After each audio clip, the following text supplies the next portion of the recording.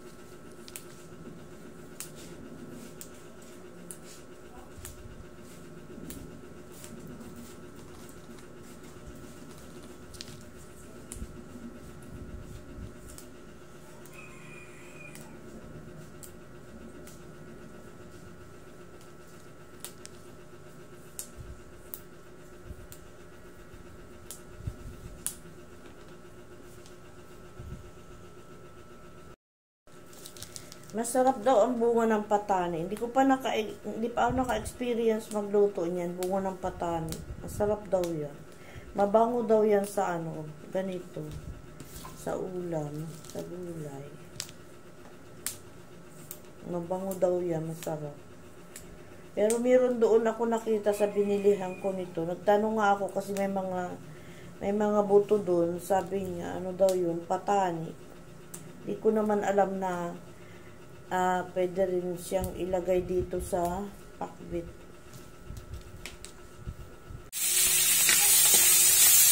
Yan, gisa ang baboy, sibuyas, kamatis, bawang. Ituin na natin ang ating pakbit. Lagay natin yung alamang. Sarap. Bango.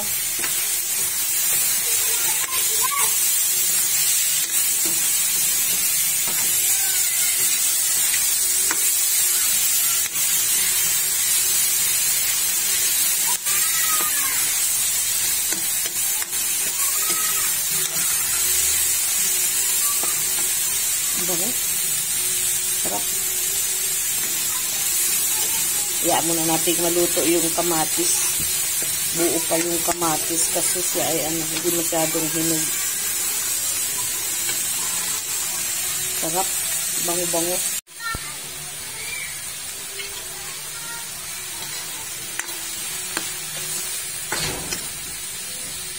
Yan ang mga bata. Ayan. First batch na gulay. Lagay na natin yung sitaw, bunga ng malunggay at kamote. Nilagyan ko ng kamote kasi sabi nung pumunta dito na Ilocano, lagyan ko daw ng kamote, mas masarap. So, i-try natin. Yan.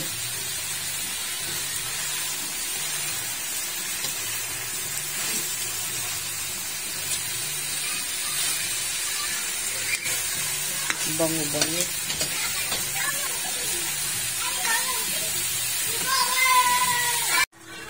Talong, kalabasa at okra ilagay na natin. Yan, ang ingay ng mga bata. Yan na natin ilagay yung Yan na ako ilalagay yung patani at saka ang palaya. Ingay. Yung kapitbahay ko ng bahay. Yan.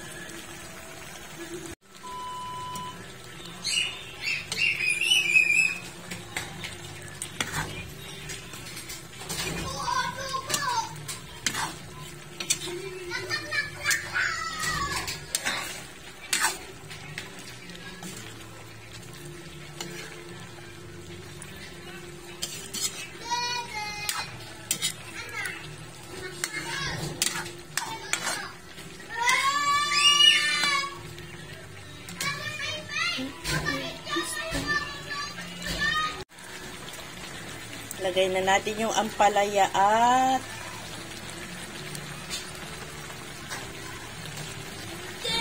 tawag ko sa patani.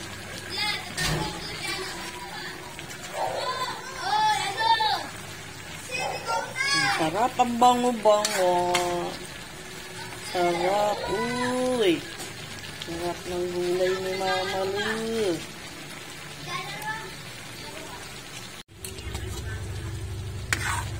Ayan, luto na ang ating pakbet. Tara, kain na. Habang mainit pa at umuusok pa. Ayan. Ano, sarap. Thank you for watching. Maraming salamat.